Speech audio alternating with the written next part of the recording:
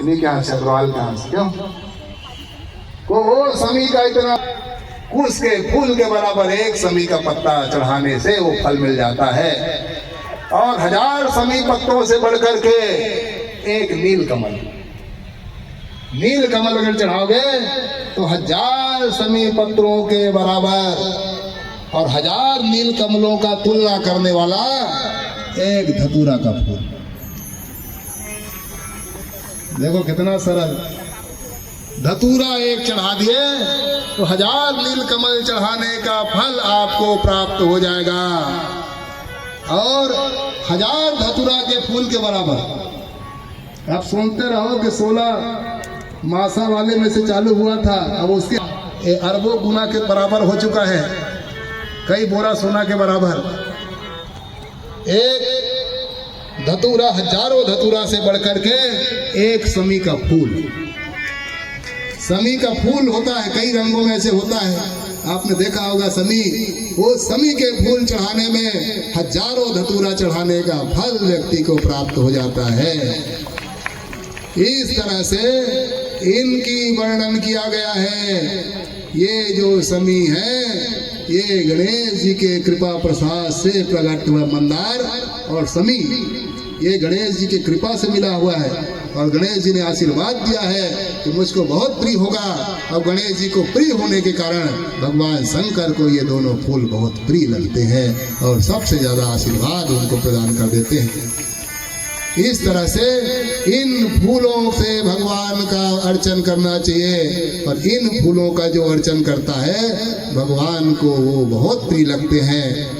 और इस तरह से व्यक्ति उनकी आराधना करे, क्योंकि शिव के समान शिव नाम मयम लिंगम नित्यम पूज्यम हर्ष भी। बड़े बड़े ऋषि मुनि अमलात्मा महात्मा इसीलिए नियम बनाए हैं कि जब मंदिर बनाते हैं तो मंदिर के साथ में फुलवारी बनाते हैं, और उन्हीं फुलवारी में इन फूलों की रचना करते हैं, और उस फुलवारी की भी जो रचना कर देता है उस फुलवारी की भी रक्षा करता है, उस फुलवारी के रक्षा करने को भी शिवलोक की प्राप्ति हो जाती है। अगर फूल नहीं चढ़ा पाए, उस फुलवारी की रचना करके उनका संरक्षण कर देता है, तो उसके अर्चन रक्षण करने में भी उसको शिव सायुज्य की प्राप्ति हो जाती है। इसलिए जहाँ जहाँ पाओ आप फूल का पेड़ लगाओ, जहाँ पाओ बिल्व लगाओ, आग लगाओ, मंदार लगाओ, और ऐसा प्रयास करो कि हमारा लगाया हुआ फूल कोई भक्त जा करके भगवान में चढ़ा दे, और जब भगवान में चढ़ाने लगेंगे तो उसका फल आपको मिलने लग जाएगा। इसलिए फूल पेड़ है तो काटो मत उसको, इसलिए काटना निषेध बताया गया है। आपको लगाने में ज़्यादा ध्यान रखना चाहिए, और लगाओ ऐसे जगह में कम से कम आपका फूल का उपयोग कोई न कोई कर दे और जा करके भगवान में दे दे। इसलिए फूल बांटने का भी प्रयास करना चाहिए। कोई पूजन कर रहा है तो आप फूल प्रदान कर दो उनको कि भैया हमने फूल लगाए, हम चढ़ाने नहीं जा पा रहे हैं, या चढ़ाने में हम कम ही चढ़ा पाते हैं, इसलिए लो आप खूब फूल चढ़ाओ। कितने लोग फूल तोड़ने में रोक देते हैं, भगवान को कोई चढ़ाने जाते हैं, अरे हमारा फूल है तुम नहीं तोड़ सकते। और तोड़ने वाले को रहना चाहिए, पूरा उड़ा के नहीं लेना चाहिए। तो तोड़ने वाले क्या करते हैं, पूरा डगाल के सहित तोड़ के ले जाते हैं। अब वो बड़ा मुश्किल से आपने फूल तैयार किया है, एक एक ठो आप तोड़ते हो, और तोड़ने वाले आएंगे, अब फूल तोड़ेंगे, फूल तो तोड़ने के सहित पूरा डगाल के सहित पूरा मुरकेट के ले जाते हैं। तो ऐसा भी नहीं होना चाहिए। जितनी जरूरत है उतना आप तोड़ लिए, अब उतने तोड़ करके आप चढ़ा दिए। इसलिए फूल तोड़ने वाले को मना मत करो कि आप आइए, भगवान की कृपा से हमने फूल लगाया है, ये फूल आप भगवान में चढ़ाओगे तो उनका अंश भी हमको मिल जाएगा।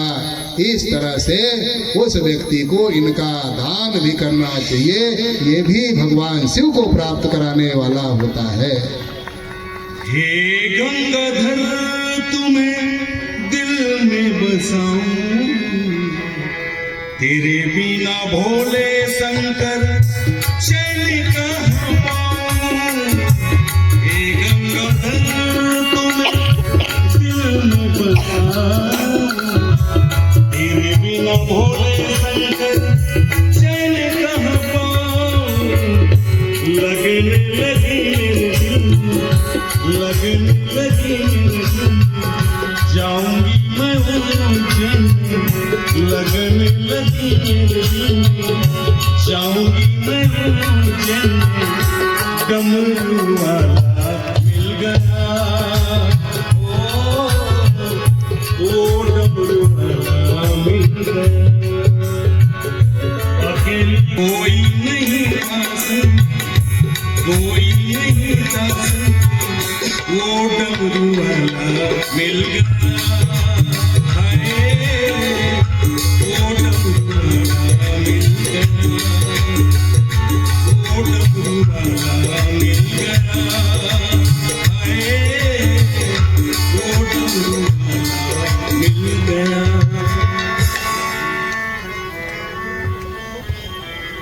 इसलिए भगवान को दान करते रहना चाहिए, चढ़ाते रहना चाहिए। बंधुओं, कहते हैं कि जो व्यक्ति गोदान करता है तो गोदान करने से जितने उनके पाप हैं कई जन्मों के, वो कई जन्मों के पाप उनके गोदान करने से नष्ट हो जाता है। जैसे गौ माता गोदाना दत्त गब्देन गोमयेन उपकारिणा, अगर गौ आपने दान कर दिया और गौ माता दान करने के बाद अगर गौमूत्र गोबर कहीं जाके कर दे तो उनका दान उसी समय सफल हो जाता है। अब उनके जितने किए गए कर्म हैं वो सारे कर्म सदा सदा के लिए नष्ट हो जाता है। ये सारे पापों को धोने वाला ये गोदान माना जाता है। जो व्यक्ति दही का दान करता है या घी का दान करता है वो कायिकादि त्रयाणांति क्षीर दत्ताज कई तथा। इसलिए यज्ञ में जो हम लोग कहते हैं कि घी दान करो, जो घी दान करता है या दही का दान करता है उनके कायिक, वाचिक और मानसिक ये तीनों प्रकार के जो पाप हैं वो पाप सदा सदा के लिए कट जाते हैं जो गाय का घी और दही दान करते हैं। इसलिए घी दान करना चाहिए, दही दान करना चाहिए। कहते हैं कि जो भूदानम तो प्रतिष्ठार्थम बीचामुत्र द्विजाः तिल दानम बलार्थम तो सदा मृत्युंजयम विदो। भगवान शंकर के लिए अगर तिल दान किया जाता है, इसलिए तिल चढ़ाई जाती है। जो तिल चढ़ाता है तो तिल दानम बलार्थम, उनकी आत्मबल सदा बढ़ती है, आत्मबल कभी कमजोर नहीं होता और भगवान मृत्युंजय की हमेशा स्मरण बनी रहती है। और अंतिम में भगवान मृत्युंजय उनको सदा सदा अपने लोक में पधार देते हैं, ले जाते हैं। इसलिए उस व्यक्ति को तिल का दान करना चाहिए। इसीलिए यज्ञ में कहते हैं घी दान करो, तिल दान करो। अब इसके करने से ये फल होता है। जो पुष्टि चाहता है, आज्यम पुष्टिकरम विद्याम, विद्या अगर चाहता है उस विद्या चाहने वाले को भी घी का दान करना चाहिए। और कहते हैं जिसको सभी प्रकार के भोजन की आवश्यकता है, लोग सोचे कि हमको सदा सदा अच्छा भोजन मिलता रहे, उनके लिए बताया गया है कि उस व्यक्ति को सदार्थम चूलावणम, नमक का दान करना चाहिए। इसीलिए नमक बहुत दान हो रहा है, कई कई कुंटल नमक आ चुका है। नमक दान करने से सभी प्रकार के भोजन की प्राप्ति उनके घर में होती है। उस व्यक्ति सदा सदा सुखपूर्वक भोजन करके तृप्त हो जाता है जो व्यक्ति नमक दान करता है। कहते हैं जिसको हमेशा पुष्ट रहना है, हमेशा निरोगी रहना है, उस व्यक्ति को चाहिए कि उस व्यक्ति को कुष्मांडम पुष्टिदम विदुः, कोहड़े का दान करना चाहिए। कोहड़ा, कुमड़ा, कुष्मांड, कुष्मांड का जो दान करने वाला होता है वो हमेशा पुष्ट रहता है, निरोगी रहता है। और कहते हैं कि जिनको ये चाहिए कि आजीवन भोग की सदा सामग्री रहे और सदा सदा भगवान की कृपा रहे, उसको यावत जीवन मुक्तम ही कन्यादानम तो भोगदाम, उस व्यक्ति को कन्यादान करना चाहिए। कन्यादान करने वाला हमेशा सारे भोग से समृद्ध रहता है और अंत में भगवान की गति को प्राप्ति होती है। इसलिए व्यक्ति को कन्यादान करना चाहिए। जिसकी कन्या है उसकी कन्या आप गोद ले लें शादी के समय और उनकी सारी पूर्ति आप कर दें। भगवान ने अगर आपको सामर्थ्यशाली बनाया है, अगर आपकी कन्या नहीं है तो कोई बात नहीं, जिसकी कन्या है चाहे भाई का हो, परिवार का हो या किसी का हो, उस कन्या के शादी के समय आप दान की सहयोग आप कर दो और आप जिम्मेदारी लेकर के विवाह संपन्न करा दो, फिर सारे भोग की सामग्री भगवान उनको प्रदान कर देते हैं शिव जी, और सदा सदा अपने धाम में उनको बुला लेते हैं जो कन्या का दान करते हैं। इस तरह से अनेक तरह के दानों की चर्चा श्री सूत जी महाराज ने बताया है, और बताते बताते कहा कि देखो, जो व्यक्ति घर में पूजन करता है तो घर में पूजन करने वाले को 1 गुना फल की प्राप्ति होती है। जो व्यक्ति भगवान शिव जी की पूजा अगर गोष्ठान में करता है तो गोष्ठान में करने से हजारों गुना फल की प्राप्ति होती है। अगर कोई व्यक्ति उसी को किसी नदी के किनारे करता है तो नदी के किनारे करने में हजारों गुना अधिक फल की प्राप्ति होती है। अगर शिव जी की आराधना किसी पर्वत के ऊपर की जाए तो लाख गुना अधिक फल की प्राप्ति होती है। और अगर कोई व्यक्ति किसी तीर्थ में जाकर के शिव जी की आराधना करे तो करोड़ गुना अधिक फल की प्राप्ति होती है। अगर किसी सप्त गंगा मानी गई है, वो सप्त गंगा के किनारे अगर जाकर के कोई भगवान की आराधना अगर करता है तो उसके करने से करोड़ों गुना फल की प्राप्ति होती है। अगर कोई शिव जी की आराधना किसी संत या भगवान शिव का जो मंदिर है अगर उसके किनारे किया जाए तो अनंत गुना फल की प्राप्ति होने वाली होती है। अनंत गुना फल उसको प्राप्त हो जाता है। इसलिए संतों के सानिध्य में, इसलिए जो सबाग लक्षेश्वर धाम सौधा बना, इसीलिए गुरु जी ने सोच समझ करके बनवा रहे हैं।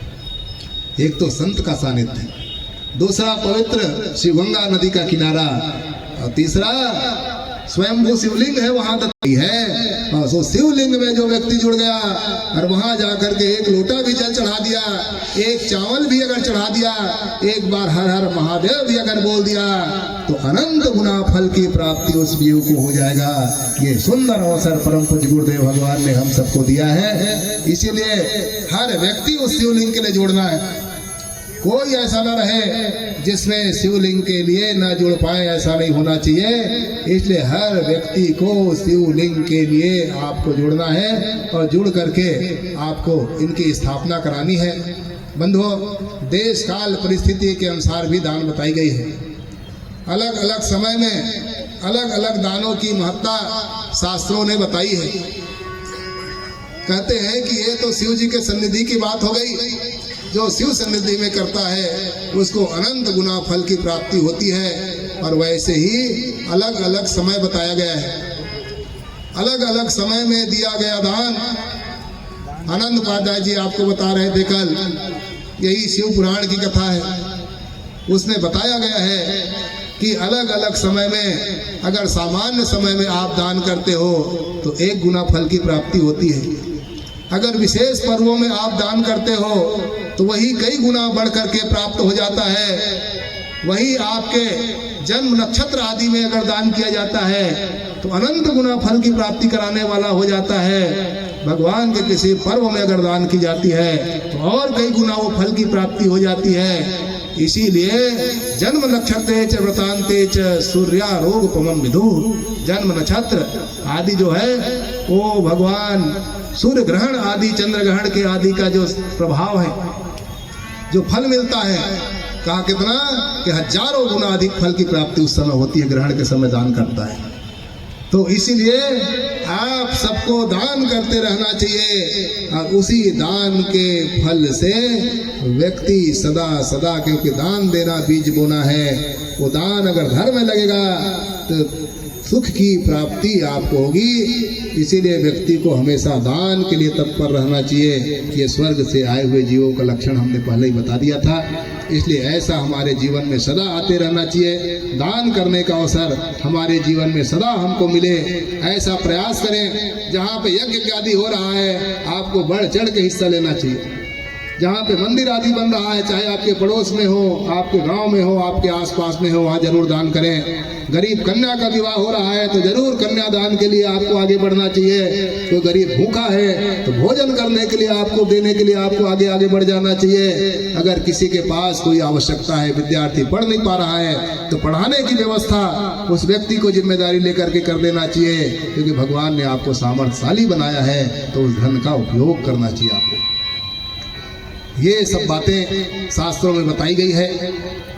अगर कथा तो कहाँ पूरी होने वाली है, और समय भी लगभग हो गया है, 4:30 बज चुका है। हम लोग कहे थे 12:30 बजे तक के हम लोग ये कथा करेंगे, और 4:30 का समय अब पूर्णाहुति का समय हो रहा है। इसलिए बंधो, पूज्य गुरुदेव भगवान के यहाँ ये दान तो चल ही रहे, नित्य दान का भी प्रकल्प चल रहा है। जाने कौन समय कितना पुण्यशाली होगा हमको पता नहीं चलता। अलग अलग नक्षत्रों में अलग अलग फल है, इसीलिए ₹1.25 रोज के हिसाब से नित्य दान की प्रकल्प जो सीधे मठ में जाता है, आनंद उपाध्याय जी उनकी व्यवस्था देख रहे हैं। आप लोग चाहें तो उनसे संपर्क करके, यही रहते हैं हमेशा, आप उनसे जुड़ करके नित्य दान के प्रकल्प में भी जुड़ करके आप अपनी सेवा दे सकते हैं। शिवलिंग का दान चल रहा है, एक एक शिवलिंग के लिए आप वहाँ जुड़ करके दान दे सकते हैं। अभी गो पुष्टि यज्ञ चल रहा है प्रयागराज में, जहाँ एक एक आहुति के लिए 11 रुपए की राशि रखी गई है। आप वहाँ सर्च करके सीधे डायरेक्ट उसके खाते में जमा कर सकते हैं, शंकराचार्य जी के खाते में। कई तरह के प्रकल्प चल रहे हैं। इसका कुल मिला के तात्पर्य है कि हमारा धन कहीं न कहीं से धर्म में लग जाए। और धनात् धर्मः तथा सुखम, और धन अगर धर्म में लगेगा तो सुख की प्राप्ति होगी। इसीलिए पहले ही हमने कहा था कि गृहस्थियों को कमाना आता है और साधुओं को खर्चा करना आता है। गृहस्थ जब भी कमाएगा, कमा के रखेगा, खर्चा करेगा तो स्वार्थ के लिए करेगा।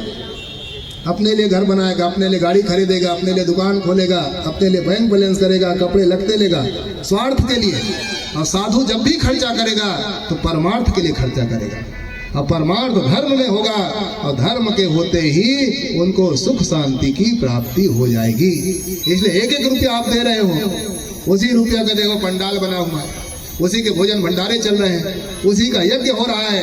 आपने जो धन दिया वो धर्म में खर्चा हो रहा है। साधु जब भी खर्चा करेगा तो परमार्थ में खर्चा करेगा, और परमार्थ में खर्चा करते ही धर्म की प्राप्ति होगी, और धर्म उसी को प्राप्त होगा जिन्होंने दान दिया है, और उन्हीं को सुख शांति मिलेगी जिनका एक एक रुपया खर्चा हुआ है। इसीलिए जहाँ परमार्थ का काम है उस पर कर देना चाहिए। स्वार्थ में अगर करोगे तो स्वार्थ में किया हुआ खर्च दुख को देने वाला होगा, और परमार्थ में किया हुआ खर्च हमेशा सुख को देने वाला होगा। इसलिए सुंदर प्रकल्पों से हमेशा हमको जुड़े रहना चाहिए। बस इन्हीं शब्दों के साथ आज के वाणी को हम लोग यहीं पे विश्राम देंगे। कई लोग कह रहे थे कि हर साल कथा होना चाहिए यज्ञ, तो कितने लोगों की इच्छा है हर साल होना चाहिए? हमने कहा भाई हम तो एक ही साल कर दें, यही पूरा हो जाए वही बहुत है। बहुत मुश्किल एक ही बार समय निकाल पाना, बहुत मुश्किल होता है। एक एक लोगों को बुलाना पड़ता है, फिर उनकी व्यवस्था करनी पड़ती है, और फिर जाने के बाद लोग कहते हैं रे सब खा के भाग गए। हाँ, इनके कहने वाले भी कम नहीं हैं। लोग कहेंगे, कहते रहते हैं, ये सब बात हम लोग जानते हैं। उसके बाद गुरुजी ने कह रखा है कि कहने वाले को कहने दो, धर्म के कार्य हमेशा आगे बढ़ना चाहिए, क्योंकि धर्म के लिए पीछे नहीं पड़ना चाहिए। इसीलिए साधु बनते हैं। इसलिए मौका मिलेगा, बहुत लोग हम लोगों से निवेदन कर रखे हैं, जैसे मौका मिलेगा फिर हम लोग बताएंगे। तो सबको सहयोग करना है। जब भी करेंगे तो कितने लोग सहयोग करेंगे? अब करेंगे तो पक्का, अब कहना नहीं पड़ेगा ज्यादा ना। इसीलिए जब भी मौका मिलेगा तो उस समय हम लोग फिर आप लोगों को बताएंगे। और अच्छा से अच्छा कार्यक्रम, बहुत सारी कमियां कार्यक्रम में रह गई है, बहुत व्यवस्था हम लोग नहीं कर पाए, बहुत लोगों को धूप में पीछे बैठना पड़ा है, धूलें उड़ रही हैं उसकी व्यवस्था नहीं कर पाए, बहुत लोगों को गर्मी, ठंडी के समय में ठंडी व्यवस्था हम लोग कर नहीं पाए हैं। इसीलिए उसको ध्यान न देते हुए आप परिक्रमा कीजिए, भगवान का स्मरण कीजिए, सब लोग सुखी रहें, सब प्रसन्न रहें, भगवान शिव शंकर की सबके ऊपर कृपा बनी रहे, और सबको श्रद्धा आना है।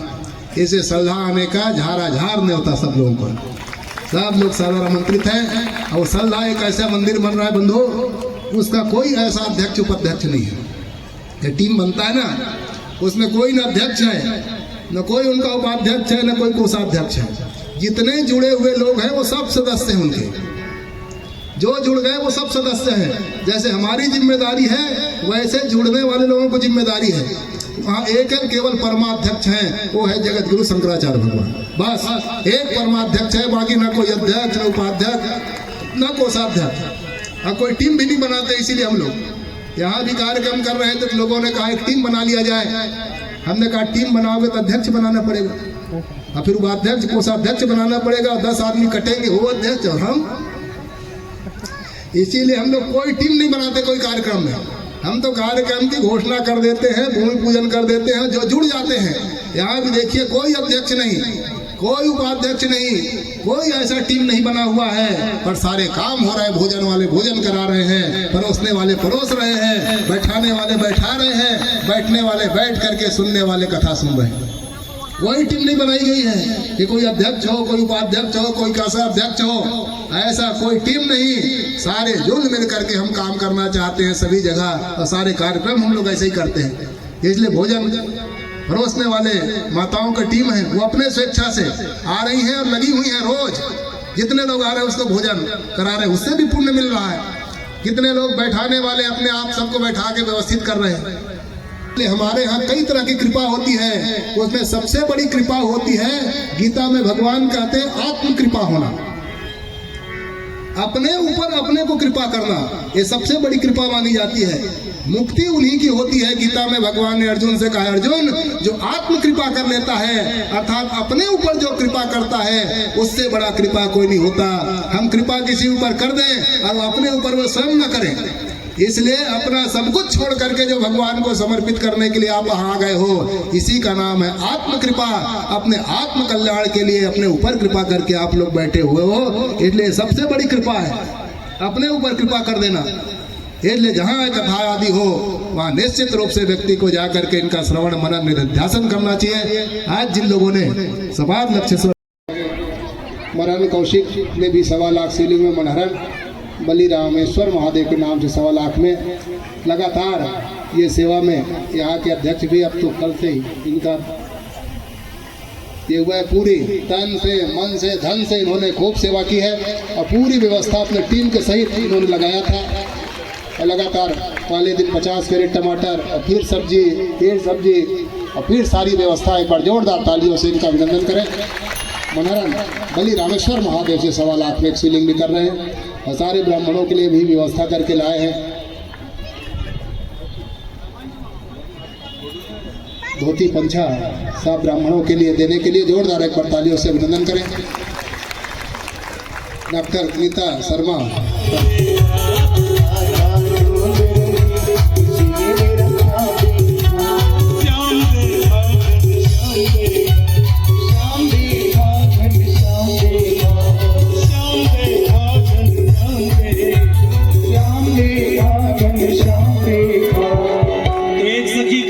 कवर्धा वाली, राधा तेरा श्याम मैंने कवर्धा में देखा, राधा तेरा श्याम मैंने कवर्धा में देखा।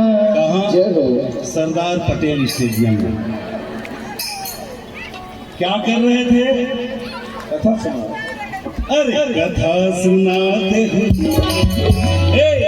रस बरसाते हुए, राधा तेरा श्याम देखा, बरसाते हुए, राधा तेरा श्याम देखा, बरसाते हुए, राधा तेरा श्याम देखा।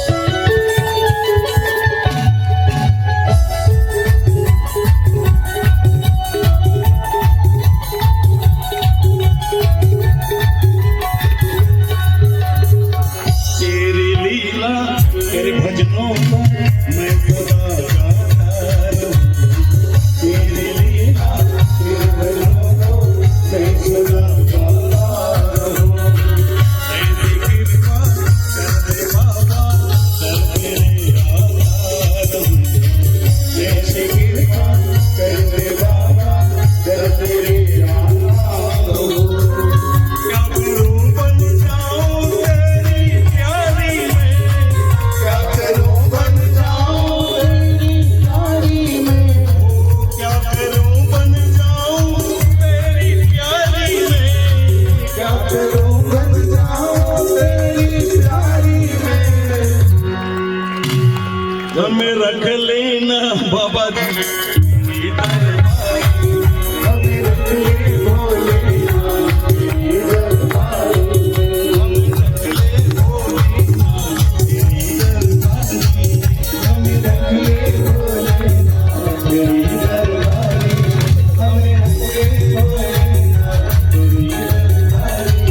हमें रख ले भोलेनाथ तेरी दरबारी में। नमः पार्वती पते हर हर महादेव। आप सबका धन्यवाद। राधे राधे। महाराज जी की कृपा हुई तो और मिलेंगे अगले सालों में।